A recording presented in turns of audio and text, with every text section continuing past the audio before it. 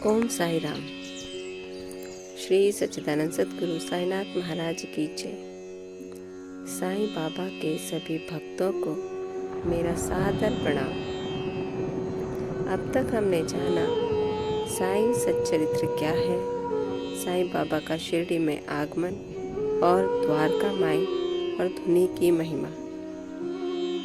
आज की पावन कथा में हम जानेंगे साईं बाबा की ओदी अर्थात भस्म में कैसी दिव्य शक्ति है और कैसे यह भक्तों के दुख दूर करती है। आइए श्रद्धा और सबूरी के साथ आज की साईं कथा शुरू करते हैं। ओम साई राम। श्री सच्चिदानंद सद्गुरु साईनाथ महाराज की जय। मैं रीना साईं लाडली रीना चैनल में आपका स्वागत करती हूँ। आज कथा अंक 4 ओदी की चमत्कारी शक्ति का वर्णन होगा, तो शुरू करते हैं। द्वारका माई में जलने वाली साईं बाबा की धुनी केवल आग नहीं थी, उसकी राख को ओदी कहा जाता है। यह ओदी साईं बाबा की करुणा और कृपा का प्रतीक है। साईं बाबा स्वयं भक्तों को अपने हाथों से ओदी वितरण करते थे। वे कोई मंत्र नहीं पढ़ते थे, बस इतना कहते थे, श्रद्धा रखो सब ठीक हो जाएगा। बाबा का मंत्र श्रद्धा और सबूरी था। केवल यही 2 शब्द हमें जीवन जीने का मार्ग दिखाती हैं। ओदी और रोग मुक्ति की कथा। साईं सच्चरित्र में वर्णन आता है कि एक बार एक महिला गंभीर बीमारी से पीड़ित थी। डॉक्टरों ने जवाब दे दिया था। वह रोती हुई द्वारका माई पहुंची। बाबा ने उसे ओदी दी और कहा, इसे विश्वास के साथ लगाओ। कुछ ही दिनों में उसकी तबीयत में सुधार होने लगा। धीरे धीरे वो पूर्ण स्वस्थ हो गई। यह चमत्कार नहीं, श्रद्धा की शक्ति थी। ओदी केवल एक राख या विभूति क्यों नहीं कहा जाता, क्योंकि उसके अंदर बाबा का आशीर्वाद और हमारा पूरी तरह से बाबा पर विश्वास होता है।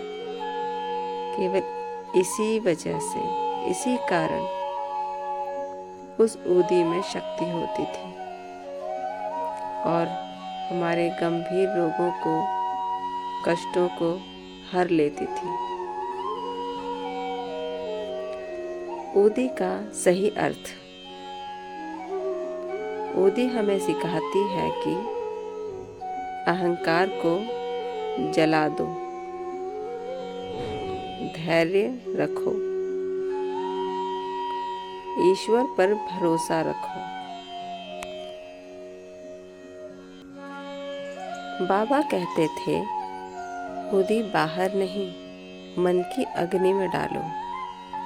अर्थात ईश्वर भक्ति में आप अपने मन को, अपने चित्त को जितना भी जला रहे हो, अर्थात जितनी तपिश आप ईश्वर भक्ति में कर रहे हो, तपस्या कर रहे हो, उस तपस्या में अपने मन की अग्नि में इस धुनी को डालो। धुनी में तुम्हारे पाप, अहंकार, असत्य, द्वेष तथा कई प्रकार की आसक्तियाँ जलकर भस्म हुई हैं। जिससे हम तप कर एक सच्चे भक्त, एक सच्चा सोना बनकर निकलेंगे। बाबा कहते थे कि ओदी बाहर नहीं, मन की अग्नि में डालो, अर्थात सच्चा सोना बनकर निकलो। ओदी कैसे प्रयोग करें? भक्त मानते हैं कि ओदी माथे पर लगाने से शांति मिलती है। जल में मिलाकर पीने से रोग कम होते हैं और घर में रखने से नकारात्मकता दूर होती है।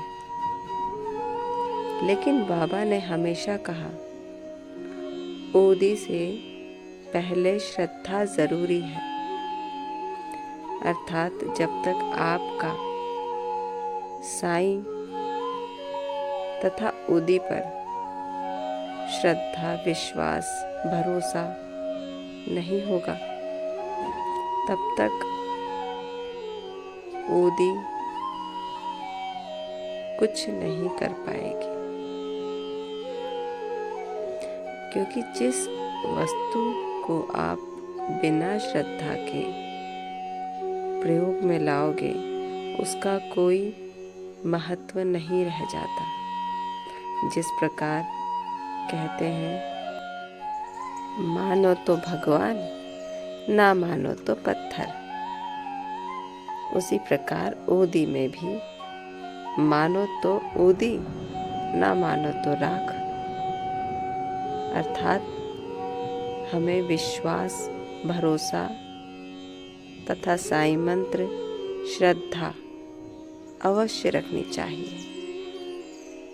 और बाबा के कई प्रकार के चमत्कार हम देख सकते हैं तथा साईं सच्चरित्र में भी बाबा की ओदी के कई प्रकारों के चमत्कार दिए गए हैं।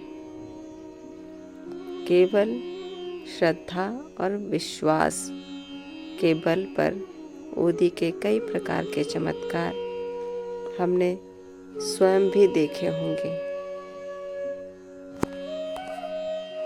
इस कथा से सीख मिलती है कि विश्वास सबसे बड़ा उपचार है। हम यदि विश्वास करेंगे तो हम बड़े से बड़े कष्टों और परेशानियों का सामना करके उन्हें हरा सकते हैं।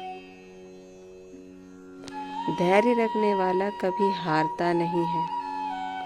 धैर्य अर्थात संयम।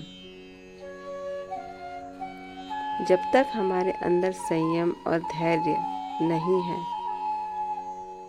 हम विचलित से रहते हैं और कुछ न कुछ हमारे हाथों से या हमसे कुछ गलत कार्य हो जाते हैं।